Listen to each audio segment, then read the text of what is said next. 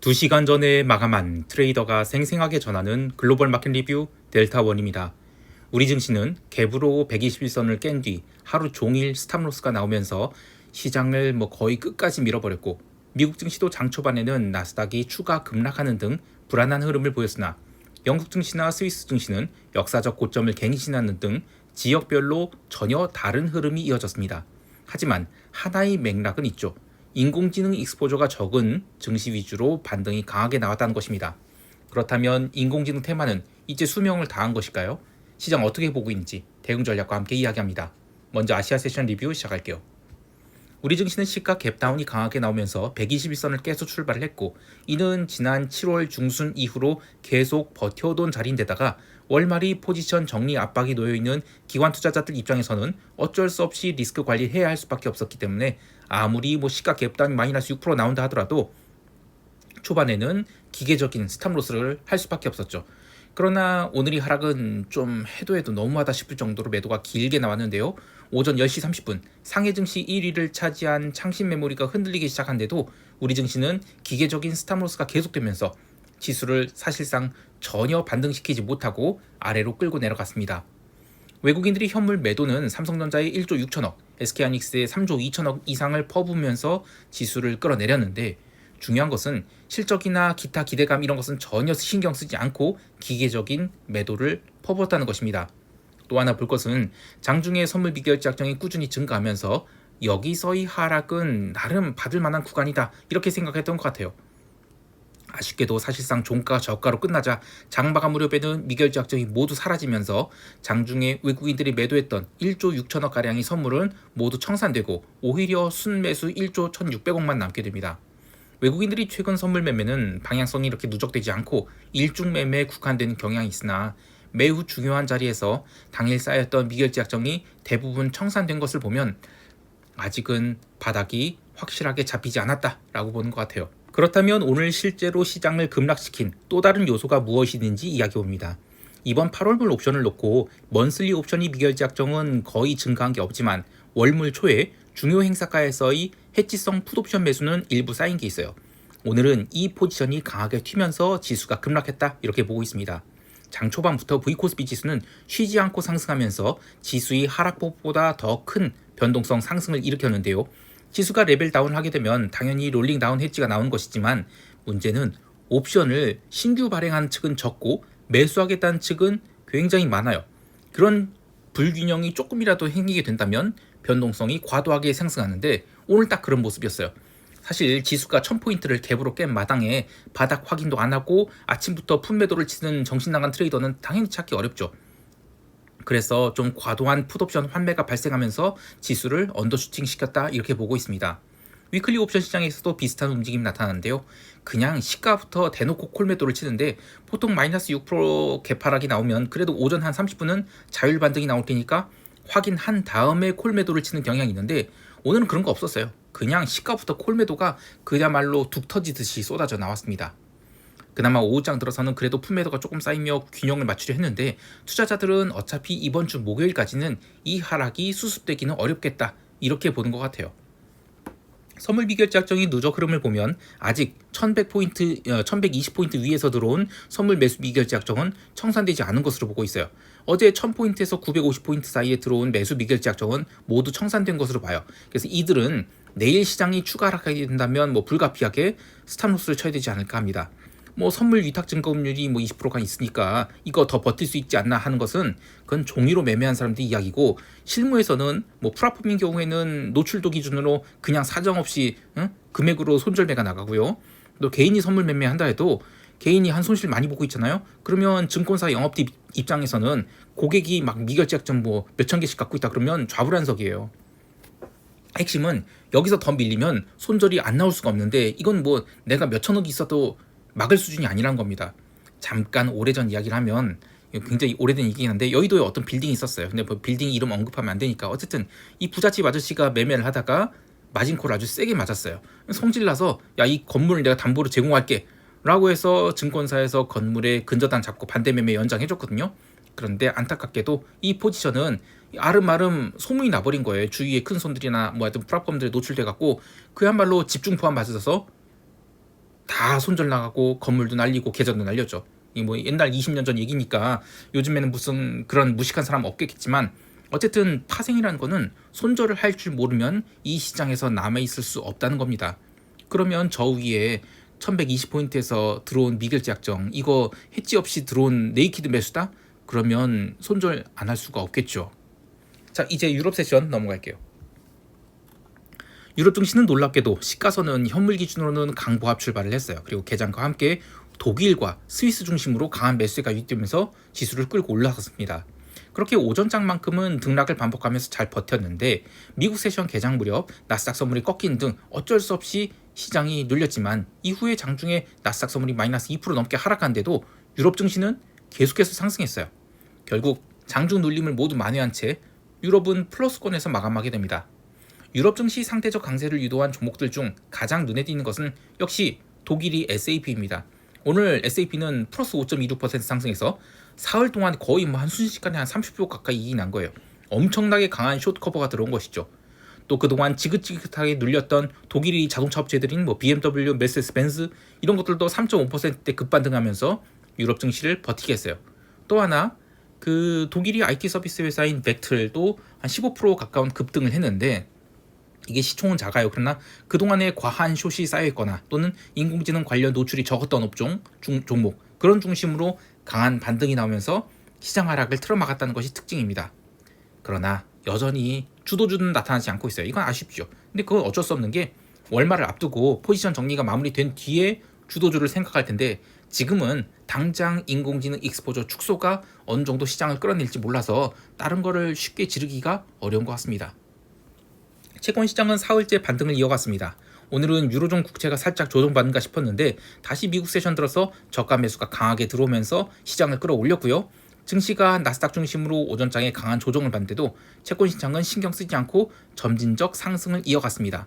다만 이 수요일 밤 FOMC가 예정되어 있어서 그런지 채권 변동성 지수인 무브 인덱스는 고작 마이너스 1.45%밖에 안 빠졌어요. 79.09포인트로 마감했는데 76.09포인트로 마감했는데요. 월말 수급이 어쨌든 나름 탄탄하게 받치고 있어서 시장이 쉽게 빠지지 않고 있는데 FOMC에서 뜬금포 매파가 나올 것 같다 이런 우려도 조금씩 생기고 있어요. 특히 그동안에는 포워드 가이던스를 제공했지만 이제는 최대한 자제하고 시장이 예측하지 못하게 하겠다라는 것이 원칙이죠. 그래서 채권 변동성 지수는 FOMC 앞두고 쉽게 빠지지 않으려는 것 같습니다. 미국 세션 시작 후 발표된 컨퍼런스 보드 소비자 신뢰 지수 하락했어요. 그런데 기대 지수는 또 유지된 등 채권 시장에 민감하게 영향을 줄 만한 수준의 그런 움직임은 안 나왔습니다. 경제 지표 발표 없이 꾸준하게 채권 시장은 상승을 이어갔는데 유럽 세션 마감 후에는 또 차익 실현 매도가 나오면서 일단 내일이 FOMC를 보자 이런 형태로 마감되었습니다. 통화 시장은 유로화 중심으로 나름 의미 있는 반등이 있었는데 그래도 이것도 바닥을 태핑한 정도지 비달러 바스켓 전체를 끌어올리는 그런 매수는 아니었어요. 또 엔화는 계속해서 바닥을 지지고 있는데요. 그마저도 유럽 세션 마감 후에는 올라왔던 유로화가 윗골이 달고 밀리는 등 방향 잡지 못했죠. 변동성도 채권 시장 대비 과하게 눌려 있어서 FOMC 이후에는 방향이 나올 것 같긴 하지만 선뜻 나서서 베팅을 한 게 보이질 않습니다. 한편 상품 시장에서는 골드와 실버, 구리, 게다가 기름까지도 모두 강한 하락을 했어요. 골드와 실버가 하락한 이유에 대해서 주식시장이 눌리면서 내려왔다는 이야기도 있지만 트레이더들은 이 창신 메모리 초강세 등 이 중화권 증시 강세가 이어질 것이다 라고 보면서 상품 롱 포지션 정리해서 옮기려는 그런 수요가 있었다고 해요. 골드와 실버는 4,000달러를 두고 여전히 박스권에서 움직이는 것이지 3분기에 뭐 의미 있는 강세 보일 것 같다? 이건 아니라는 겁니다. 또 기름도 유럽 세션에서 제법 강하게 빠졌는데요. 이란과 오만이 휴전을 위한 절충안을 수용했다라는 소식이 전해지면서 유가가 80달러도 깨고 마이너스 5% 밀려서 77.78달러까지 밀렸죠. 이게 사흘 연속 음봉이 나온 것인데요. 이 자리까지 내려오면 기술적으로는 단기적으로 다 내려온 거예요. 그래서 이제는 뭔가 실제로 나타나는 게 없다. 그러면 순식간에 급반등할 수도 있겠어요. 기름 변동성 지수인 OVX 인덱스는 오늘이 하락으로 마이너스 5.72% 하락한 57.15포인트로 마감했는데요. 오늘이 변동성 하락으로 지난 7월 16일 이후로 올라온 기름 변동성은 모두 반납하게 됐어요. 자, 그런데 7월 16일이 어떤 자리냐? 유가가 처음으로 77달러에 들어서면서 거진 5거래일을 횡보하다가 올라온 자리예요. 그럼 이 자리까지 내려왔던 것은 단기적으로는 이제 더 빠질 일이 없다 이런 것이죠. 원유 선도 곡선 또한 그놀물 구간이 스프레드가 급격히 꺾이면서 1.3달러까지 눌렸거든요. 그런데 원월물 구간의 스프레드는 1.5달러밖에 안 내려왔어요. 그래서 근월물이 급격하게 꺾이는 약간 언더슈팅이 있었다 이렇게 보고 있습니다. 사실 뭐 하나 해결된 게 없죠. 그래서 숏을 계속 끌고 가기보다는 트레이딩 매도 관점, 매도했다가 청산하는 그런 관점으로 대응하는 것이 좋겠습니다. 자, 이제 미국 세션 넘어갈게요. 미국 지수 선물은 아시아 세션에서 아시아 증시가 박살이 나면서 나스닥 중심으로 솔솔 내려오고 있었는데 유럽 세션 시장 무렵 갑자기 다우 지수가 강하게 위로 돌기 시작했죠. 유럽 증시가 독일 증시 중심으로 강하게 상승하자 다우 지수는 아예 전일이 고점마저 넘기는 상승하게 됩니다. 다우 지수의 강세를 이끈 것은 유럽 증시와 마찬가지로 소프트웨어 주식이 숏 커버로 IBM이 5% 넘게 상승하고 또 세일스포스가 4.5% 상승한 것도 있는데 이들 종목 지금 보면 사흘 연속 미친 숏 커버가 나고 있어요. 거기에 더해서 코카콜라가 어닝 서프라이즈 발표하면서 무려 5%가 상승하자 다우 지수는 오전장 내내 초강세를 보이게 됩니다. 다만 이 오후장 들어서는 캐터필러나 인텔 같은 다른 종목들이 힘이 빠지면서 상승분을 반납하기 시작했는데요. 이건 조금 아쉬운 부분이지만 여하튼 시장이 다 무너진 것은 아니라는 것입니다. 하지만 나스닥이 기술주, 그러니까 정확히 말해서는 메모리 반도체를 포함한 그룹 B 종목들의 하락은 정말 살벌했습니다. 나스닥은 이미 전일이 저가권에서 갭 하락 출발했는데 전혀 반등 안 주고 바로 30분 동안 마이너스 1.2% 급락 주면서 전일 종가 기준으로는 무려 마이너스 2% 넘는 하락을 보여줬죠. 이때 하락을 주도한 것은 마이크론 또 SK하이닉스 같은 그 메모리 주식 그것도 있지만 시게이트, 샌디스크, 윈스턴 디지털 같은 저장장치 주식도 있고요. 또 AMD, 인텔 이런 그 비메모리 그리고 ASML, AMT 그러니까 그 어플라이드 머티리얼즈 같은 반도체 공급망 등에 다 무너진 거예요. 그래서 121선을 깨면서 기계적인 손절매가 나온 것이 주된 하락 원인이다 이렇게 보고 있어요. 사실 미국 세션 시작하면서 계속해서 ASML의 하락은 오버액션이다 이런 이야기가 돌아다녔거든요. 그런데 시장은 일단은 기계적인 손절매를 하는 것이 더 중요하다 생각한 것 같아요. 이렇게 첫 1시간 동안 강한 손절매 이후에는 유럽 증시가 워낙 잘 버티니까 시장 전반적으로 매도세가 사라지면서 지수는 오전장 마감 무렵 시가선 대비 플러스까지 나올 정도로 큰 반등을 하게 됩니다. 이 반등으로 120선에서의 매도가 나왔던 종목들이 나름 긴 아랫꼬리를 달고 올라오게 되는데요. 아쉽게도 이런 거에 속으면 안 됩니다. 이게 양봉을 만들지 않는 이상 이렇게 아랫꼬리 만들고 올라온 것은 오히려 숏을 애드할 기회를 주는 겁니다. 무엇보다도 한번 121선 이탈하게 되면 다시 회복할 때까지는 엄청난 매물 압박에 시달려야 하는지라 시간이 필요하게 되죠. 그동안 막대한 콜옵션 수요가 이들 종목을 끌어올렸던 것을 감안한다면 이제 미국 세션은 어쩌면 끝난 것일 수도 있겠어요. 개별 주식 중 또 하나 보고 있는 것은 데일 컴퓨터예요. 이번 인공지능 서플라이 체인의 하락을 데일 컴퓨터는 최대한 피해가고 있었는데 오늘 시가선 이후 30분 동안 아주 강한 매도에 시달리면서 61선까지 눌렸었죠. 물론 이후에는 반등을 했어요. 그러나 이걸 의미 있는 반등으로 보기 어렵는데요. 이러면 시장의 분위기는 이후 좀 더 험악해지지 않을까 싶어요. 한편 어제 제약바이오 업종은 모두들 2%에서 4%까지 아주 강력한 상승을 했는데 이 월말 들어서 제약바이오 업종이 이렇게 한꺼번에 초록불이 들어온 게 얼마인가 싶기도 합니다. 그러니까 즉 이달 말까지는 이런 리밸런싱 물량이 들어오면서 전체 시장이 닥치고 하락은 어떻게든 틀어막으려 그러는 것 같습니다. 그래도 제약바이오가 주도주가 되긴 힘들겠죠. 변동성은 지수의 강한 반등에도 조금 다른 모습을 보여주었는데요.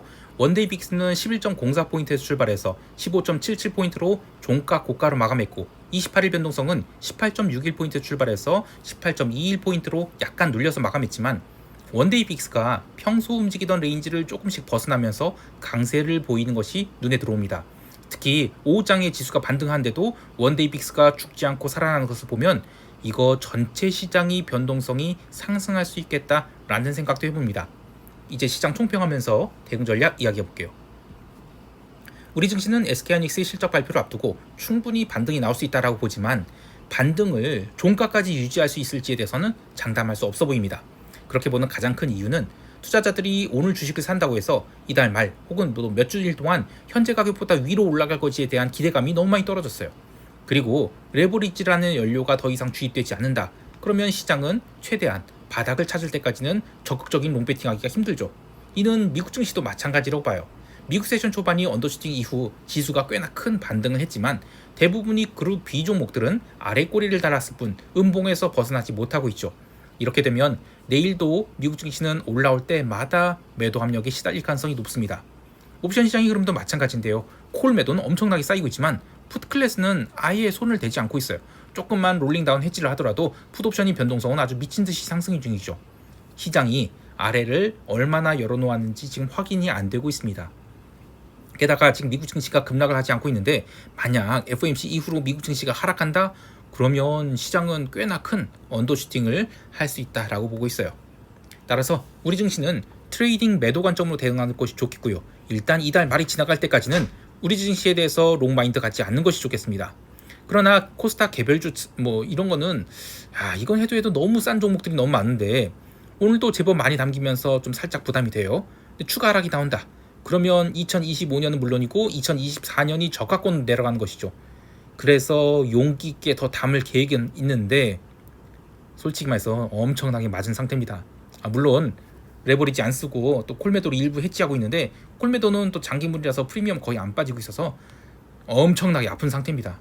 물론 저만 그런 게 아니겠죠. 어쨌든 시장은 곡소리 날 때 사야 하는 건 맞는데 엄청 아픕니다. 네.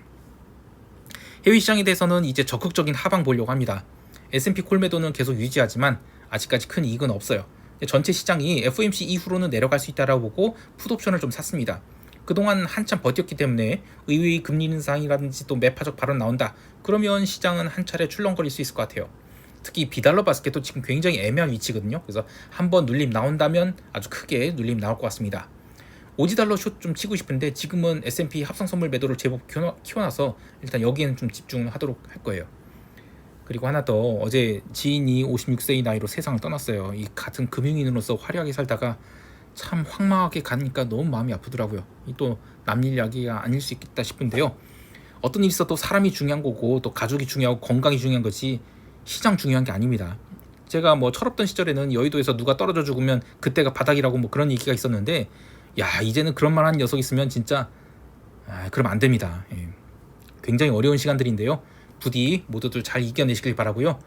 영상 스크립트를 좀 일찍 보기를 원하시는 분들은 네이버에서 델타원 글로벌 검색하셔서 네이버 프리미엄 콘텐츠 가입하시면 시황 스크립트 좀 일찍 보실 수 있습니다. 많은 가입 바라고요. 힘내십시오. 저도 굉장히 좀 여러 가지로 어려운데 힘내야 됩니다. 이거는 그렇습니다. 자, 이상 델타원이었습니다. 감사합니다.